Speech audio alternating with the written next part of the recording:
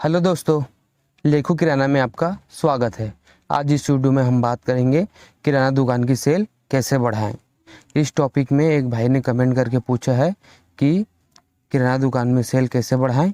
यही टॉपिक में आज हम वीडियो बनाने वाले हैं। तो आप इस चैनल में नए हो तो चैनल को सब्सक्राइब करें, वीडियो अच्छी लगे तो वीडियो को लाइक करें। और बता दें कि भाई का दुकान अभी 20 से 25 दिन ओपन हुआ है, नया दुकान है। और भाई का नए दुकान में अभी सेल 3000 से 3500 तक का हो रहा है। तो भाई को बता दें कि आपका सेल धीरे धीरे बढ़ेगा। आपको 2-4 ऐसे स्टेप और उपाय है जो आपको करने हैं अपने दुकान में। तो यही इस वीडियो हम जानने वाले हैं। तो आइए वीडियो को स्टार्ट करते हैं।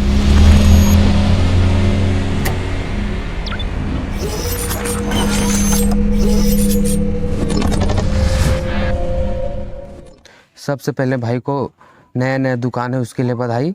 और कोई भी अगर आप दुकान कर रहे हो तो शुरू में आपका बिक्री थोड़ा कम रहता है, क्योंकि ग्राहक जानता नहीं कि ये दुकान यहाँ खुला है। और यही दुकान को हमको सभी आसपास में गांव हो या शहर में बताने की कौन सा दुकान आप खोल के रखे हैं उसके बारे में उसको आपको प्रचार करना है। तो आपको अपने दुकान का प्रचार करना है, तो इसमें आप बोर्डिंग, एडवर्टाइजिंग यही सब करना है। तभी कोई कस्टमर आपके दुकान के बारे में जाने कि हाँ यहाँ पर किराना दुकान खुला है, तो कोई भी प्रोडक्ट चाहिए तो आप उस दुकान से ले सकते हैं। उस बोर्ड में आप अपने दुकान का खुलने का टाइम और शाम को बढ़ाने का टाइम दोनों लिखा होना चाहिए। क्योंकि अगर कोई भी कस्टमर को अगर सुबह सामान चाहिए तो उसको पता होना चाहिए कि सुबह इतना टाइम आपका दुकान ओपन हो जाता है, और रात को कितने टाइम आप बढ़ाते हैं वो भी टाइम लिखा होना चाहिए। क्योंकि कोई भी कस्टमर रात को सामान लेने आए तो उसको पता रहे कि हाँ इतने बजे तक भाई का दुकान ओपन रहता है। तो आप अपने दुकान का इस प्रकार से प्रचार करके अपनी सेल बढ़ा सकते हैं।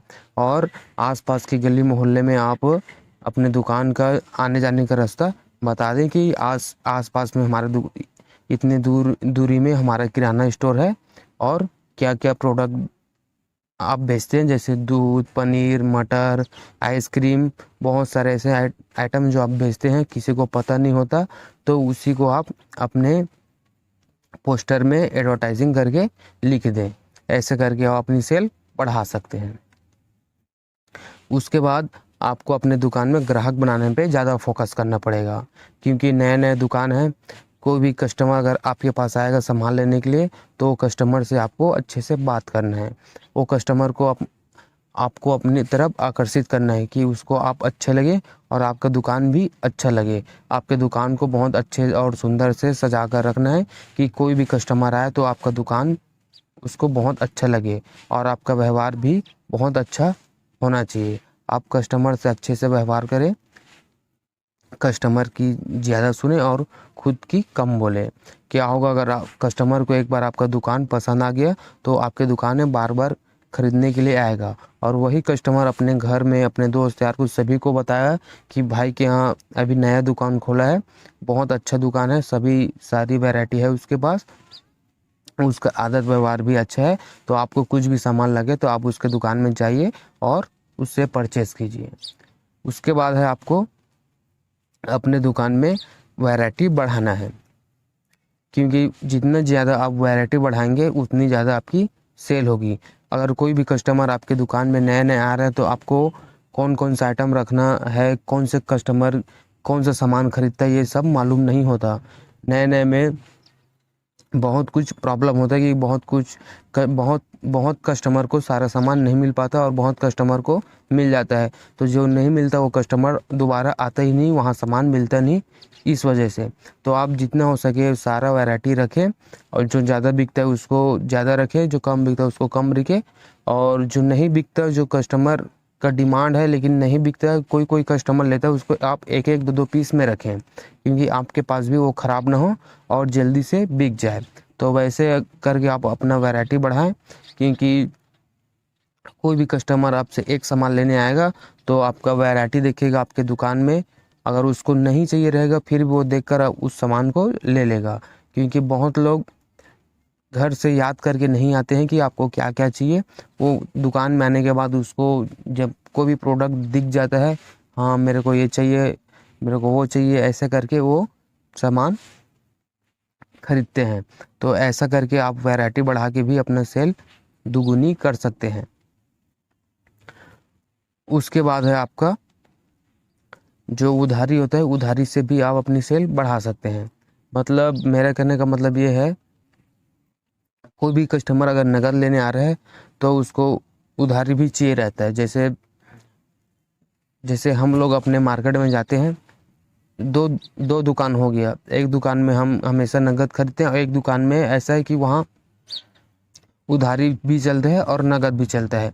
तो जो जहाँ उधारी भी चलता है और नगद भी चलता है उससे हम ज़्यादा सामान लेते हैं, क्योंकि जब हमारे पास पैसा नहीं रहता है और कुछ ऐसा ऐसा परिस्थिति आ जाता है जिससे हमको उधारी सामान लेना पड़ता है, उस स्थिति में वो दूसरा दुकानदार हमारा काम आता है। इसी वजह से हम उससे ज़्यादातर प्रोडक्ट खरीदते हैं। और एक दुकानदार होता है जिससे हम नगद ही खरीदते हैं, क्योंकि वहाँ जिससे खरीदते थे उसके पास वो सामान नहीं मिलता, तो हम दूसरे दुकान में जाकर वो सामान खरीदते हैं, लेकिन वहाँ उधारी नहीं मिलता, इस वजह से हम वहाँ सामान कम खरीदते हैं। तो ऐसे करके आप अपने कस्टमर को भी उधारी देकर, जितना ज़रूरत हो सके उतना उधारी देकर आप उसको, कस्टमर को अपने मजबूती से जोड़ सकते हैं।